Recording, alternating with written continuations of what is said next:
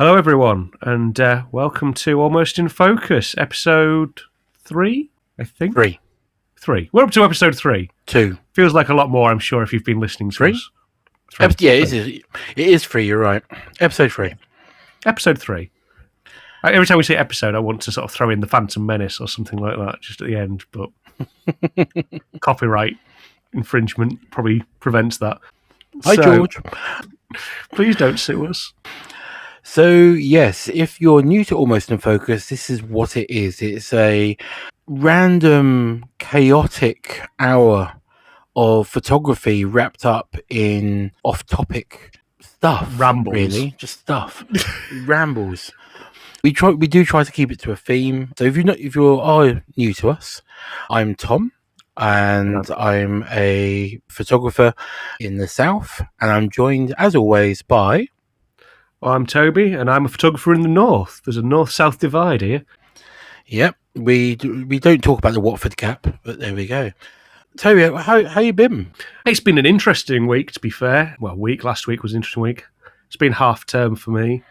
So I went up to Newcastle for some mucking around with a camera, and then I went and helped out on a photo. Well, that was a video shoot, and I was doing stills. Got to meet a duke and a countess and an earl. Nice. And had dinner with a duke. Sat next to the duke while we had some rather delicious stew, which was, I know, stew, not necessarily the most regal of meals, but it was delicious. It was a nice experience. It was kind of nice to do something different and go and have an experience of watching and working with a film crew rather than just doing stills. Fun fact, film crews do not like it when you fire your flash while they're filming. They are not keen on that one. No better than that. I was focusing on making still photos and wasn't thinking, oh wait, they're filming. I only did it once and then got death glares when they had to reset and retake. But other than that, it was an experience. And despite my very salt of the earth, shall we say, attitude to the world, I felt that I held my own as part of the hoi polloi with the aristos. They didn't realise I was, one of the ones that would have definitely been the one swinging the axe rather than having my head chopped off in a revolution. So that was a bit different, but it was a really interesting experience, and it was nice to actually make images for something different, not for my own work, but still, it was nice. Got some very nice, if I do say so myself, town and country style portraits, I guess is the best way to put it. They're not my usual style. It's nice to see a bit of the industry. Yeah, I think that was part of it, was kind of being not industry ready, but definitely being in the world of work rather than the arty, creative world, if that makes sense, rather than the personal projects. What about you? What's your week looked like? You probably just offended half the people who do actually listen to this. Probably. It's been alright. I was working with Analog Wonderland, so I've been doing a lot of stuff with them as an ambassador for the last couple of years, and we've been looking at trying to set up some darkroom printing opportunities for customers.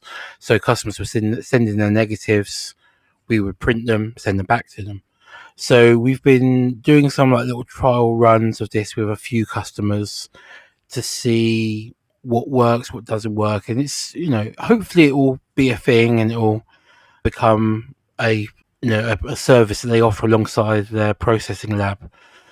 But it was great fun for me. I love being in the darkroom, as you know, and to be in the darkroom working with other people's photographs. I thought, okay, it won't be as fun as doing my own stuff, but there were some beautiful photographs, and it was really nice that the couple of people who we tested this with were willing to trust us and therefore me with their negatives, and it was lovely. So we need to have some chats to see what we're going to do next, if it's something that we can do more of. I think we'll probably do a couple more trials, maybe offering some different options like different print sizes or so on. But yeah, so that was nice. So yeah, so something a bit industry based, but in a printing capacity rather than photographic. Sounds like we've both been fairly active, really, for us. Not just teaching. I know. Practicing Take what us we out of the preach. classroom and we still know what we're doing. There we are. Careful. I mean, I did find my flash like I say, I did find my flash while they were filming. But other than that, yeah, we know what we're doing. I suppose we better introduce the topic and kind of do our political disclaimer, really, shouldn't we? Before we dive into this one. Yes. So this came out of one of our many car conversations where we drift from photography to politics to houseplants and recipes. And we were discussing where photography was 30 years, 40 years ago, and what people were documenting in terms of British society, and looking at what similarities there are to how things have been in the UK. And I'm just saying the UK, I'm not saying about anywhere else in the world, but over the last 5 years, maybe. Yeah, I think we said sort of 5-ish years. Yeah. But we have to be careful here because as teachers, we're not allowed to inflict or impose, I should say. Inflict a little extreme. We're not allowed to impose our own political views onto that of our students. So talking about politics is something we just have to be very careful around. Now, this is not a political podcast. It's not looking at this party says this party says that, or whatever. But obviously there is context around photographs, and that's where we're looking at similarities. So we don't script, but this time, for this one time, we have. And what we have to say is, we have to say we need to be careful here. Not only do we want this to be a podcast about photography and not politics, but as teachers, we are under strict rules not to lead political views, even unwittingly, onto our students. However, we can talk wider around political elements and its impact on photography and how society is photographed. But we are both strongly opposed to racism, and we heavily applaud photographers throughout photography's history and working today who managed to successfully show the damage of racism. So, for example, photographers such as Bruce Davidson, Robert Frank, Eugene Smith, and thinking more contemporarily, one of the greatest photographers for this at the moment in my mind is Miss Anne Harriman, who's got an exhibition on in London, I believe, at the moment. He's on my list for our discussion later on. He is. He's a great photographer. So, with that in mind, I don't know how we actually really sort of segue from such a heavy opening into our usual... That's very serious for us. It was serious. I feel a bit uncomfortable being serious. I know. If it makes anyone feel any better, there's a duck attacking my foot. If that breaks the tension... I've got a spaniel doing mine, so there we go. Yeah, well, there you go, you see. The drama of podcasting and videoing when you have pets... Oh, that's what I forgot to mention in my weekly update. Trying to film while surrounded by animals. So I'm trying to do some video interviews for my current project. And between the cat and the ducks, as if on cue, that background noise is my cat kicking off. The cat either sat in front of the camera or walked across frame, and there's a dog joining in. And the duck decided to we've got fireworks here. Yeah, don't get me started on fireworks. I am an unhappy individual as a mass pet owner. Anyway, long story short, there was a moment in the video yesterday where the duck quacked for about the 10th time of redoing the same bit. And there's actually the moment you can see my soul leave my body because I know I'm going to have to reset and start again. Anyway, there we go. We broke the tension. Well, that's just karma for you after using your flash gun while they were filming last week. I think so. I think that is the filming gods taking their revenge upon me. So, let's dive in. Now, let's be entirely honest, we can't talk about the 80s and 70s and 80s photography in Britain without mentioning Mr. Parr. I think he is part of that. Yes, he's very much contemporary, but there's a lot to be said about if we even start by looking at British photography in general. We've got to talk Parr. So I'm going to throw his name into the mix. Yeah, I mean, Parr's a great one because he was, especially through Think of England. So that was what, late 70s, early 80s. He was doing that. I think that late. Well, Last Resort was 83. So yeah, it was so tongue in cheek, and it was literally just finding the most cliche scenarios of bad British culture and highlighting it. And it's embarrassing to look at as British, but you know, we still see people in socks and sandals on the beach. Oh God, yeah, I hate that. Every time I go out to the bins, if I just quickly chuck some Crocs on and I'm still wearing socks, I always think of Martin Parr just going to my bin. I mean, I think he's a good place to start because he is humour with it. Because we are going to get, let's be honest, we're going to talk about some fairly heavy photography and some fairly dark topics. But I think as a sort of a soft start, his work sort of documents the British way of life. Like you say, holds a mirror up to it, very tongue in cheek. He shows the working class and the up. I mean, some of the stuff of the upper middle class is the races and so on. It's very much holding a mirror up to people and making them ask the question, "Is this us?" And the answer is quite a lot of us. Yeah, it's where you are. It's who you are, and I like it. I will admit, and this could get me cancelled photographically. Martin Parr's not my favourite photographer. There, I said it. Cue me being hounded out of the profession. I think he's got an amazing knowledge, but I'm not one for humour in my photographs. But that's just me. You're going to save me now by saying something balancing. I'm going to agree with you, but I'm going to save you by saying I think, and we've both met Martin a couple of times at talks, and he came to our uni and gave a talk and so on. Yeah, I think he would not be offended by you saying that he's not your favourite photographer. I don't think he's that egotistic, and I totally agree with what he's doing at the moment with the Martin Parr Foundation as an education centre, as a gallery and so on. It's brilliant. And there's not many photographers doing that kind of archival and education work, really, certainly not in the UK. Though I think Ken Grant is doing something along those lines with Northern Exposures, is that right? Yeah, it was. I need to look into that again because that was very sort of that was a lot of happening around the pandemic, and then I don't quite know. Yeah, it's all gone a bit quiet. Yeah, it's not in the same way. I mean, I hoped that it sort of picks up a bit more and is more like the Martin Parr Foundation, but at the moment it seems to be quite quiet. But that could just be me being out of the loop in that respect. Yeah.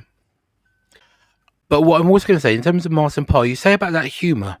Now, this is where I'm going to put another little dig into you because you only recently got a copy of The Americans, didn't you? Yeah, for God's sake, yes. Yes, I did only recently. Within the last year, yes.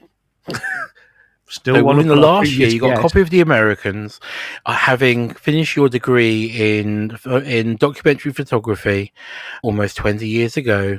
You only just got a copy of one of the most important photography books of all time. 20 years ago sounds like we're old. Shush. You could have just said the year. It wouldn't have felt as bad. Yeah. Okay. Now, there is a photograph in The Americans. Now, I know this is audio, so I'm going to try and describe it. It's in a diner, and you have a white blonde woman sitting next to a Afro-American lady who's late 30s, early 40s, I'd guess. Okay. And you've got this look of distaste in the blonde as she glares at the woman next to her for being so close. Yeah. And it's not comical. Racism is never comical, and it never should be. I know people have made comedy of it in the past. Yeah. But in the same way that Martin Parr holds up that embarrassing mirror to us as white British male, so was Robert Frank to America. And that's why The Americans was slammed so heavily when it was first released. Yeah. Was because the American market were embarrassed to see themselves with all those flaws. And I think it's although it's not humor, it's it's almost a pantomime of racism. And in the same way that if you're on the stage, you have to over dramatize every physicality to portray it to the auditorium. Yeah, you get That's what that photograph does, and that's what Martin Parr does, and that's why it is so humorous, is because it's so in your face and so bigger than life. Yeah, it's sort of like you say, it's like it comes from that sort of classical Greek theatre element where they had to be over the top for everyone to get it. If you're back in the very the very gods of a theatre, you need to be able to see those huge reactions, and I suppose that's right. You nail on the head there, really, with that. I mean, and the thing is, he's part of like a group. Well, there's not just we call it. I mean, me and you. I don't know if anyone else calls it Parrism. We call it Parrism. I don't know if you maybe be pleased to hear that there's a movement named after him of that kind of photography. Now there are people like Paul Rees with like Flogging a Dead Horse, where he sort of looks at the romanticised elements of sort of culture.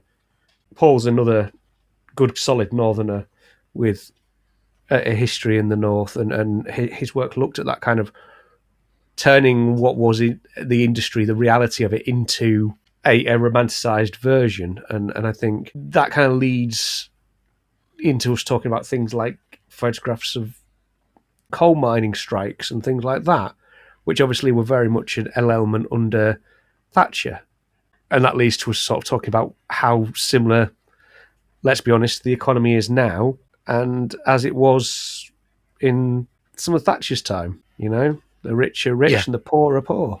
And I think that when that happens, it leads to more racism. I think there is a definite romanticism of that time, and I think some of that maybe comes from that. So, obviously things get more expensive. There's crazy inflation and taxes and all this kind of stuff going on, and there's a kind of this. We've both got mortgages, and to get a house now is ridiculous outlay compared to what it was for our parents' generation. But obviously the wage was different as well. So there's always this kind of nostalgia of, it wasn't so bad in the past. When we're trying to make ourselves feel either better or more miserable. I'm not sure which way around it goes, but I think there is a real romanticism of certainly the mining strikes and that period of time. And I think some of that has come from cinema. So small budget films like Kess. So I know that was, much earlier. That was during the times, really. Yeah. But when you watch Kess now, and if you haven't watched Kess, it's a story about a boy and his pet kestrel, and he's growing up in in a mining village. And there's an element of hope to the story. And it's a lovely story, but it does romanticize, I suppose, the characters in those communities in a way that maybe wasn't completely honest. Yeah, it fails to be documentary. Put it that way. It romanticizes. It's definitely not a documentary. Yeah, I mean, it's like Billy Elliot. Yeah, the Full Monty, Brassed Off. Yeah. And these are all great films, and the community that they show is hopeful. And I'm sure that there's a huge element of that was true in the community before the strikes, before things got so dark. Yeah. There. And now, if I come up north to visit you, I go through this landscape, and it's nice. Yeah. But it's not filled with clouds of soot and so on from chimneys and factories in the way it was for a L.S. Lowry painting. Yeah, It's we've not got flat caps and whippets either, but I mean, I've got a flat cap, but I haven't got a whippet. You've got some questionable hats. That's a whole other podcast. So I was just saying, I haven't got a fez yet. Oh God, don't think about it. So I think there is an element of romanticism there. I think that in some ways maybe goes the opposite way when it comes to some of the other social elements that are happening. And I think there was maybe the stories that were more southern compared to northern. Yeah. And I'm not trying to deepen that north-south divide that you've already mentioned. I understand that the Will is a great novelty where you are. For those of you that obviously can't see us, I have just suggested something with my hand. But where the issues that were being documented in the north in the 80s and in the 70s was to do with the war on the unions and how that affected the factory communities, the mining communities. I think it was more in the south, so Birmingham and below, being a way of dividing it, I suppose, the Midlands, was to do with the rise of very vocal racist voices at the time. And now this obviously started early. It started it was always there, but it started to grow during the 60s with Enoch Powell. And it grew, and it grew with the rise of things like the National Front and so on through the 70s and 80s. And I mean, we were chatting in the car, as we normally do, about this, and we're just trying to sort of reminisce on our memories of stuff growing up. And I grew up in West London, in a very diverse part of West London as well. Whereas, Toby, you were growing up at the outskirts of a fishing port city. Yeah, which, it was interesting because one of the things I remembered was at school I was part of a crowd. We were all very much of a muchness ethnic-wise. I mean, Hull's got a pretty big Jewish population and a reasonably large Asian population at the time. But in my year group, it was pretty much Caucasian individuals. And I remember the first non-Asian or white person I saw, and it being quite an unusual experience. I was only 4 or 5, but that was 4 or 5 years before I'd seen a person of colour. And I remember it being quite. Oh, that's different. That person's different. Obviously, as a child, you don't understand, but you got to remember we were both kids. Apartheid was still a thing. Yeah.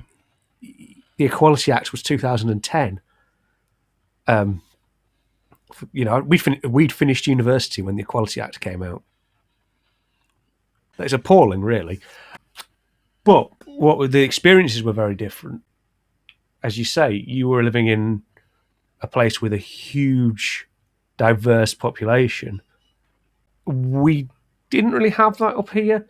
And in some respects, I think that shielded early years or early parts of my life from racial conflict because there wasn't the big population. For me, it was...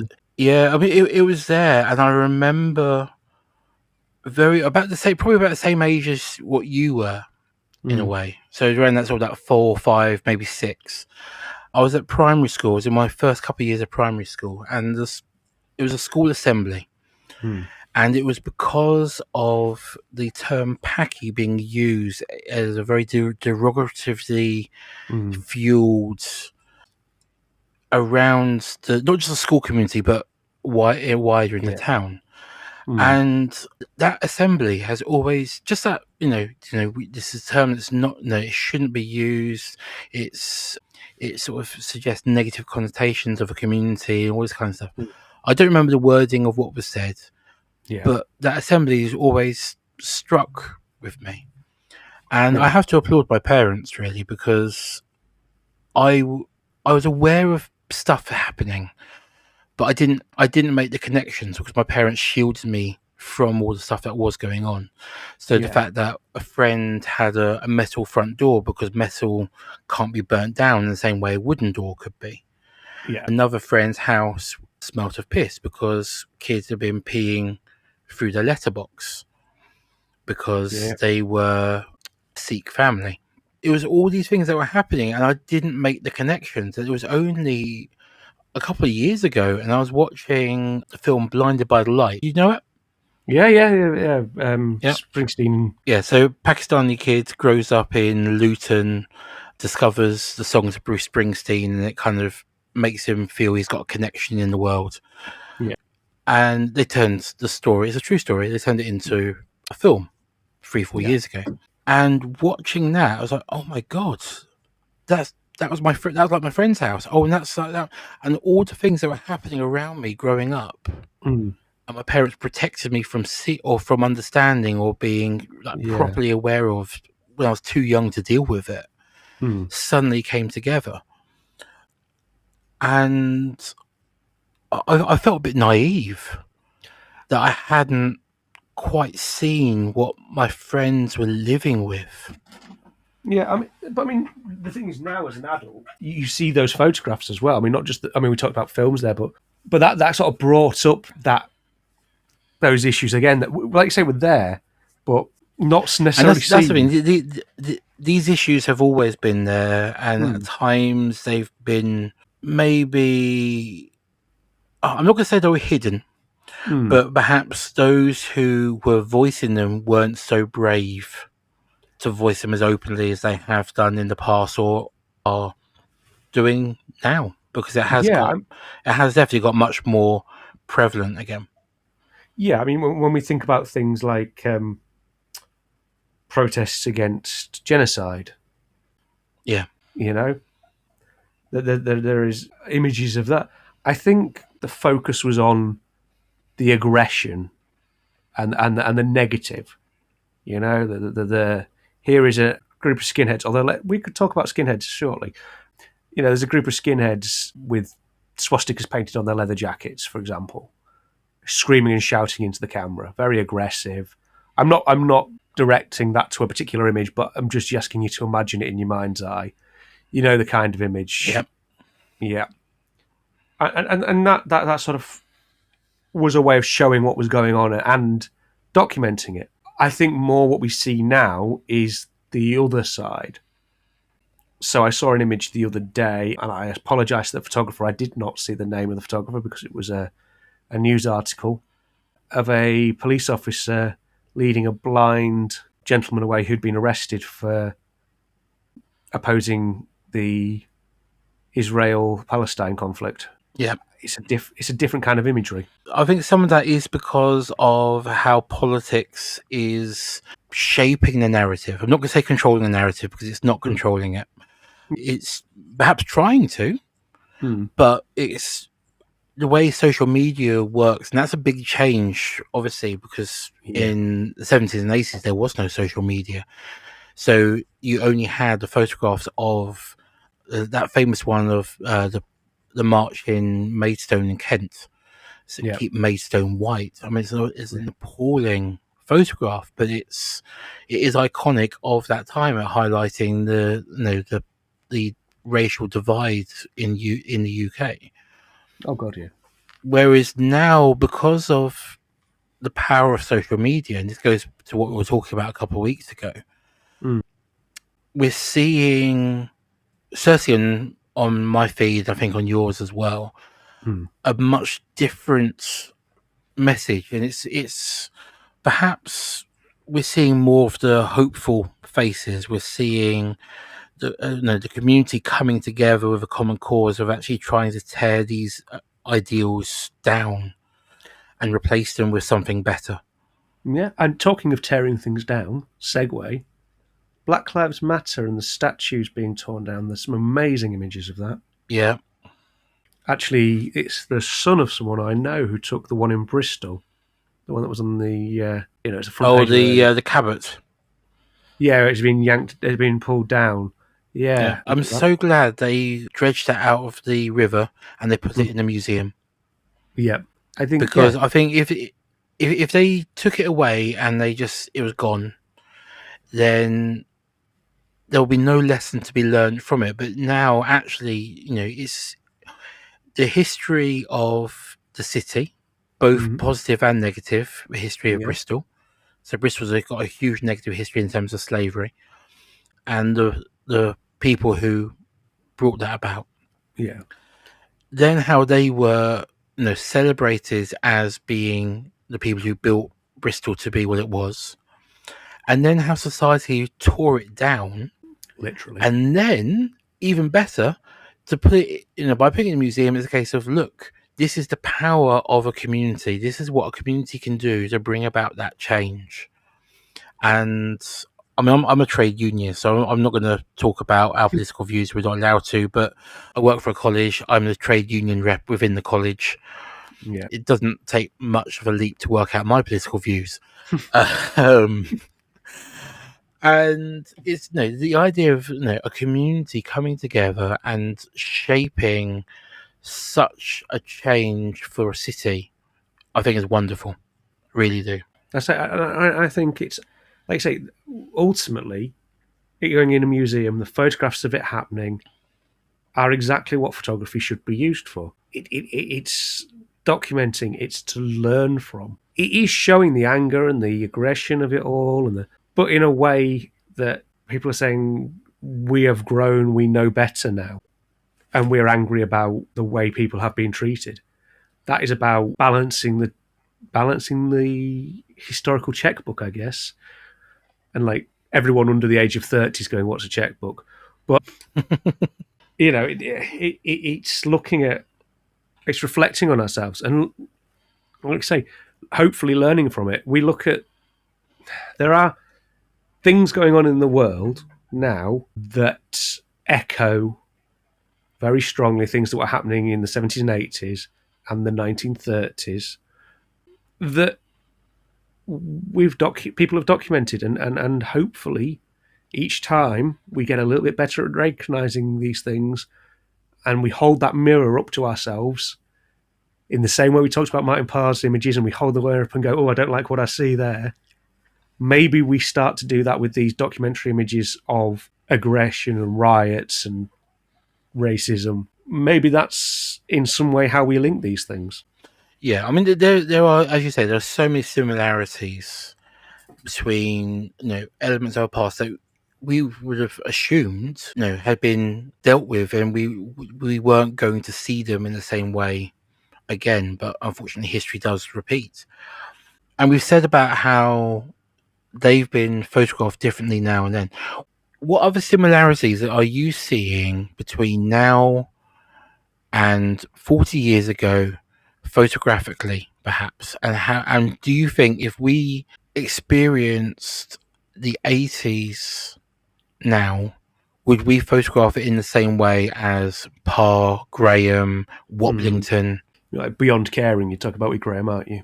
Yeah, Beyond Caring, or also the Great North Road. Yeah. Waplington, we forgot we didn't even mention Waplington as well. That's kind of a more positive.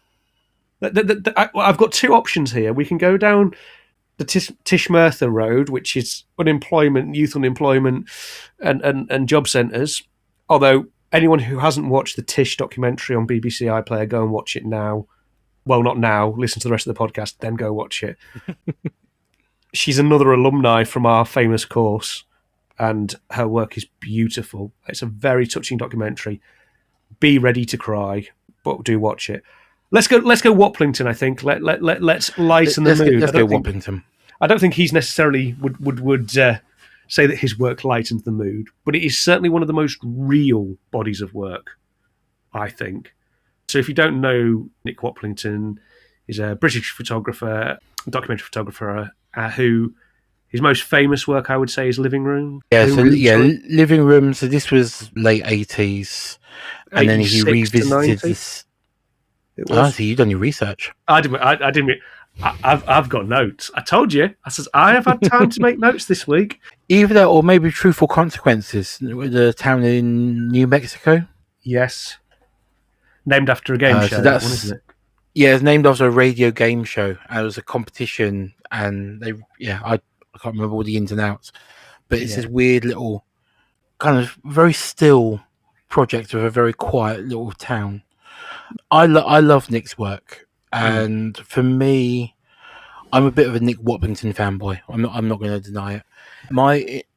My introduction to documentary photography wasn't Henri Cartier-Bresson. It wasn't Gene Smith. It wasn't Martin Parr. It was my tutor, who ends up being my manager when I became a teacher, and she now runs a tea room. Hello, Beth. Beats that tea room. We have been to that tea room, yeah. She sent me a pastiche project to do at the end of my first year.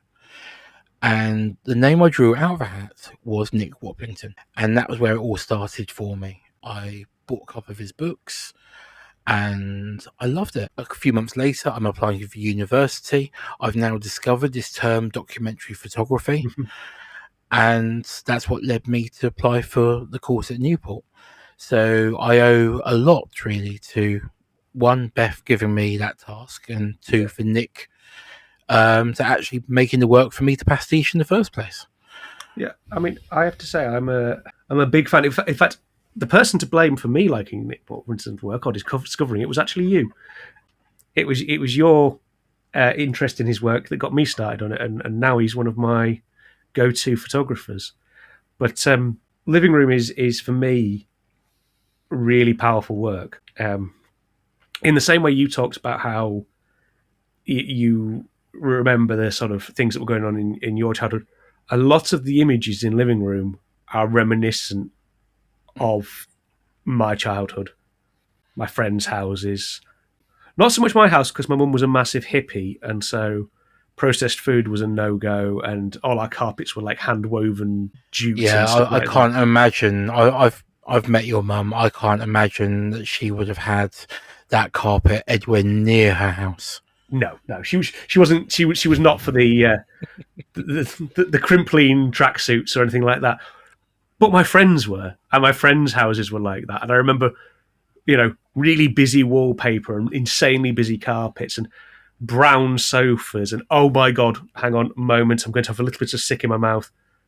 Pink bathrooms, the pink toilets, the rose pink toilets. Oh yes, yes. You know the ones that I know. Yeah, I know the ones. Ricardo as well. Yeah, and someone had the bright idea of putting basically a towel on the toilet seat. Yes. Oh God, that was awful. The towel on the toilet seat, the little mat around the toilet, the urine collector. I am very aware that certain fashions from the 80s and 90s are making a strong resurgence. I see it in my students all the time. I'm so glad that one will never come back. Oh, yeah, well, we hope so. The other one, again, this is kind of thing that you see in Wappington's Living Room. The doll with the toilet paper underneath it. Do you remember those? Yeah. So again, these my nan had one of those. Yeah, that work, but his work is real. He is in people's living rooms. He's not, as the title of the project says. Well done, Toby. But he's living. He's not posing them. It is just real working class life. I think that we see that maybe less now. Not that there isn't a real working class, that's not what I'm saying. I think the interest in photographing the working class. In fact, a photographer who will remain nameless, and I totally didn't this week accidentally mix his name up with someone else, but a reasonably well-known photographer, when discussing one of my projects a few years ago, told me no one's interested in seeing photographs of the working class anymore. And I remember being incensed, having a little bit of a paddy. I think I rang you. Yeah, you did. And called this guy a few unkind things, which proves that I have still got growth to do about taking criticism. Anyway, he isn't wrong. And if you've worked out who you are and you're listening, I'm sorry I said unkind things, but I wanted you to be wrong. I don't think the working class should be romanticised. I grew up in a working class background, and I know you were a similar sort of upbringing where you don't want to romanticize your parents trying to work out how they're going to pay the next bill, or when the car breaks, what's going to happen, because that's not something to romanticize, and that is the reality for a lot of people. Documenting it at the time that Waplington was showed the real lives these people were living, but it wasn't romanticized by him. It's romanticized by us looking back at it. He documents what's there. I think that's I think that's true, not just of now to the 80s, but actually throughout photography. So if we go back to the very start of photography, the first photograph of a human being is a shoe shiner. Yeah. So this is Louis Jacques Daguerre. It's 1836, 1837. It's just a view from his window. But in that long exposure, there's a shoe shiner. There's the only person who's there long enough to be rendered as an image. And I love that. I love that. And it is romanticized for me. The first photographed human isn't a king or some big politician or, a famous scientist. No. Or even, Louis Jacques Daguerre's wife or, whatever. It's the lowly shoe shiner, and it is romanticizing the working class. We look at painting from the 1880s through to the 1920s. Again, we're romanticizing. I'm thinking Lowry and his views of the mine of the factory towns. And you got the potato eaters. They're cold. They're cold. They're drab. They're dull in terms of the colours, but they're fun, and I love them. And Norman Cornish, who was in the same scenarios, but was drawing and painting the people in the pubs, so he was getting much closer. Yeah. And we do romanticize these individuals and their work. Romanticize of everything historical. There's even the idea of the Tommy in the trenches images with the vest pocket cameras, and the romanticizing of war, which is almost oxymoronic. But if you think of those pictures of the ceasefire on Christmas where they're playing football. Yeah. I mean, they turned it into a Sainsbury's advert, didn't they? Or John Lewis advert or something a couple of years ago. Yeah. And that really, the day before and the day after, they were shooting each other and killing each other. It's not a romantic situation, but photography and time changes context. And we're talking about, do we think that photography is the same, or are things being photographed the same as they were in the late 70s, 80s? I think that there might be that going on. I think there's a big difference in the fact that technology has changed. I don't think we're going to see the books that we did. I think that things will be very different, but I don't think we're going to know for another 20, 30 years. Do you think in 20, 30 years' time, people will look back on the photography of now in the same way that we are looking back to then? I think that the saturation of images will change the way it's done. But I still think that people will always want to look back and romanticize the past. Even dark times in history are romanticized. I think people might look back at our current climate. Shall we call it climate? That's probably the best way without getting yourself into trouble. Yeah. No, the current political, economic climate, and ask questions like we do when we look at the past. Why did we go to that war? Why did we do that? Why did no one say that's a bad idea? History is written by the victors, so who knows? But I think it will be a time in which people look back, and maybe it will be hard to romanticize. 2020 onwards, pandemics and global, not credit crunch this time, is it? It was credit crunch when we were younger. What's this one? Cost of living crisis. That's it. It was the credit crunch for us. And now it's the cost of living crisis. It's the same thing with a new name. But everything travels in cycles, and I think photography is part of that. The sad thing is, I think people hoped when they documented these things, when people were documenting, there's a Craig Easton's Thatcher's Children. I think it's called Thatcher's Children. Checking notes. Sorry, I am but a mortal. Thatcher's Children and Bank Top. There we go. So that was revisiting 1980s issues, poverty and inequality in modern Britain. Now you can compare that to like Graham and Tish Merthyr in the 70s and 80s, but he was looking at what happened to the kids, and taking away school meals, taking away child support payments. Here we are, 20 odd, well, in the 2020s, and the same things are happening. Will there be photographs that exist called, May's Children or Starmer's Kids or something like that in the future? And you'll note I covered both major political parties there, just for fairness. It's an interesting one. Yeah, I think the way that we engage with photography now has dramatically changed because of the rise of social media, because of new advancements in technology. And the way that we therefore look at photographs now is very much more in that moment, in that instance.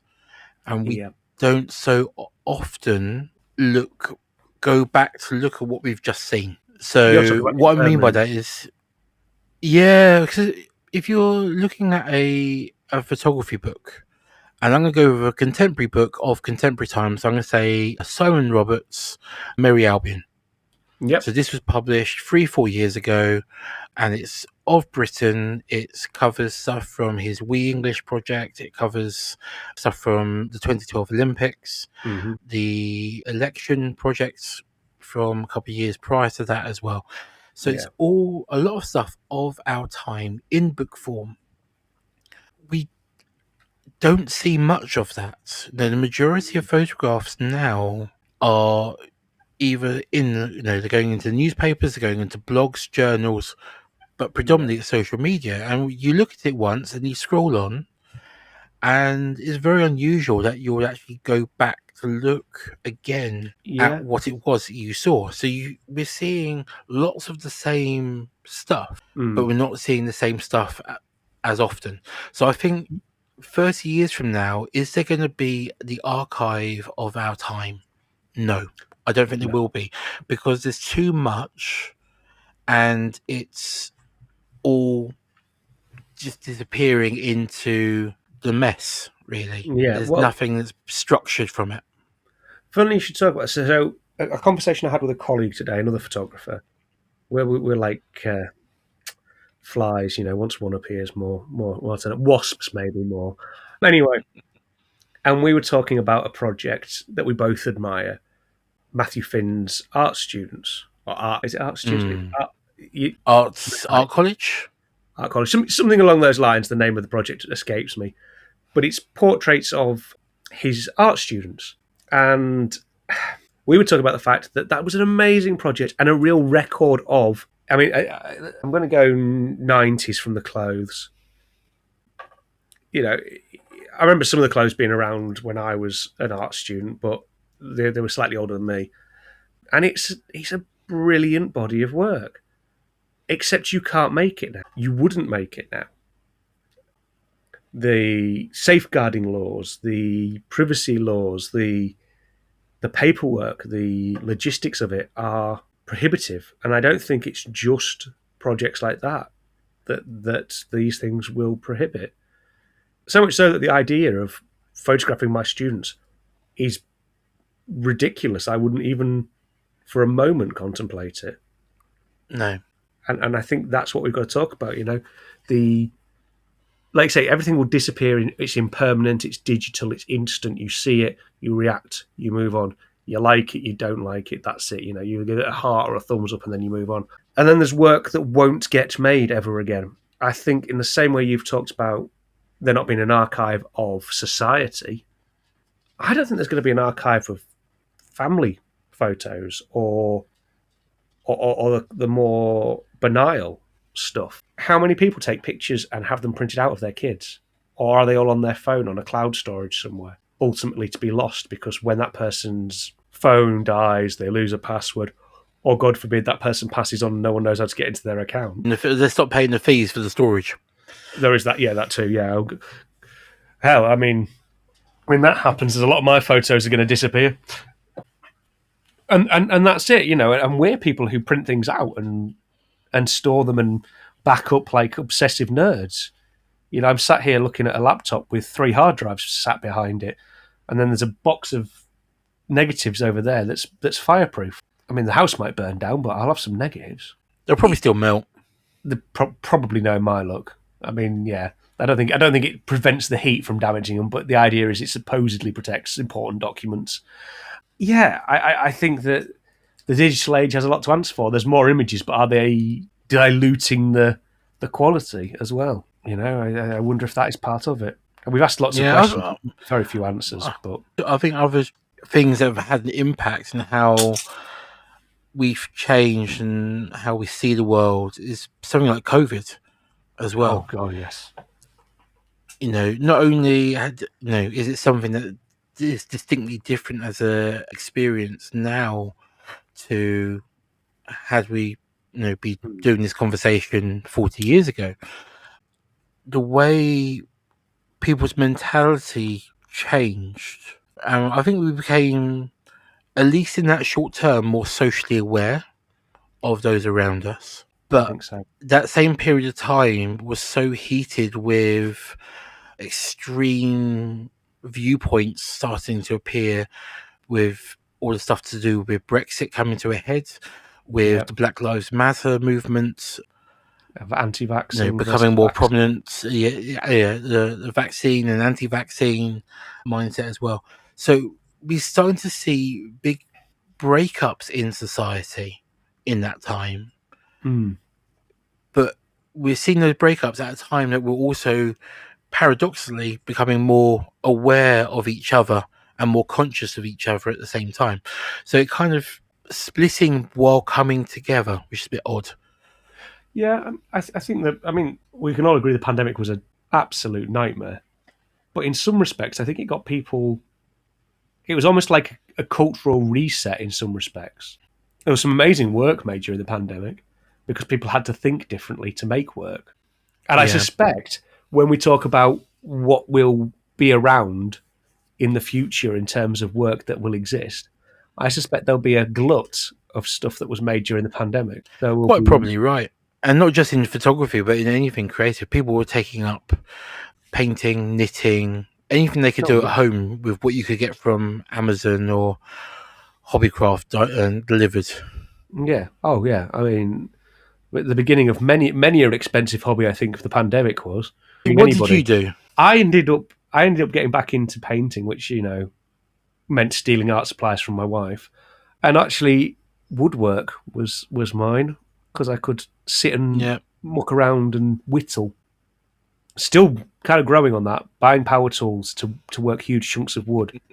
But yeah, it was things like that kind of crafting, creative, because you couldn't go out and shoot. You know, you couldn't go to an event and document an event because you couldn't go near people and everyone was hiding from each other, weirdly.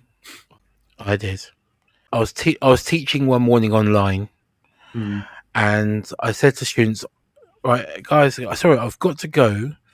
A car has just crashed into a house opposite me."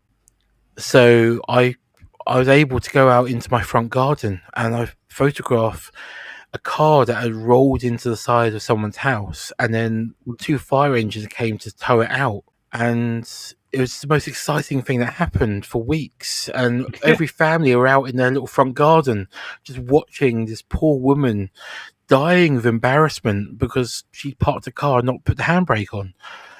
And I live on a very steep hill, so it just rolled into the side of a house. And yeah, it was hugely exciting. I got to photograph something that wasn't in my living room.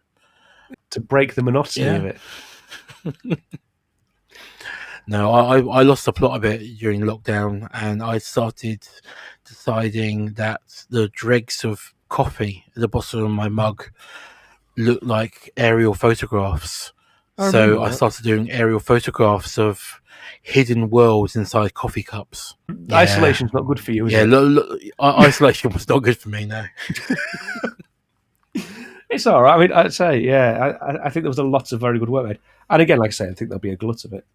We are at an hour and 6 minutes, so we should probably start to draw this to a close so that we don't drive our audience to insanity. It's true. I mean, admittedly, that's going to be about 50 minutes probably once I've cut all the ums and long pauses out of it. Very true. Yes. Very true. Well, I think we've covered, in a very roundabout way, about 2% of what we planned on covering, but in great detail. Let us know if you're listening and you've made it to the end, people, and you haven't given up on our. So I'd like to say train of thought, but it's more like one of those little carts on the train track where two people are pumping it to keep moving, rather than a sort of a locomotive. I was thinking more like Mario Kart, actually, but there we go. Well, yes, it is kind of a. You mean where you fall off the track and then you land on it somewhere else? It certainly isn't a train of thought that's linear. However, if you've managed to make it to the end, let us know. Get in touch via our social medias. We're easy to find. Let us know what you think.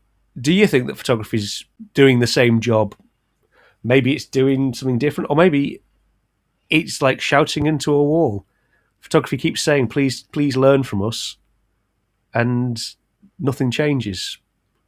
But on a more positive note, there's some bloody good photography out there based around protests and social change. So I recommend you go out and have a look at it. And with that in mind, go and watch the Tish documentary on BBC. Go and watch Minamata. While it's not a documentary, it is definitely one to watch if you want to get yourself around social aware photography. Have you got any recommendation? Buy a copy of We English. Look at that. Yeah. So, I mean, what we'll do is we'll put as many names that we can remember we've mentioned into the description for the podcast as well. Yeah. But we will do a shout out also to Miss Anne Harriman's work. Have a look at him on Instagram. He's got an exhibition, I believe, in London. I mean, I'd love to actually have him on. Maybe if we can persuade him. Oh, we need to talk about his work, but maybe another episode. Yeah. Sorry, go on. And also Gavin Watson with his work Skins. So this was very, very early on in the 80s, I think it was. And it shows the origins of skinhead culture and how it was actually inclusive. It wasn't something of the right wing. It wasn't something of neo-Nazis or any of those kind of ideas. And it was a positive, essentially, in society. And it's you can see how it's been manipulated and shifted as a symbol, as other things have also done over time. So, yeah, have a look at his work as well. Okay, everybody. We hope you enjoyed that. And and we'll see you for our next one in a couple of weeks. Goodbye.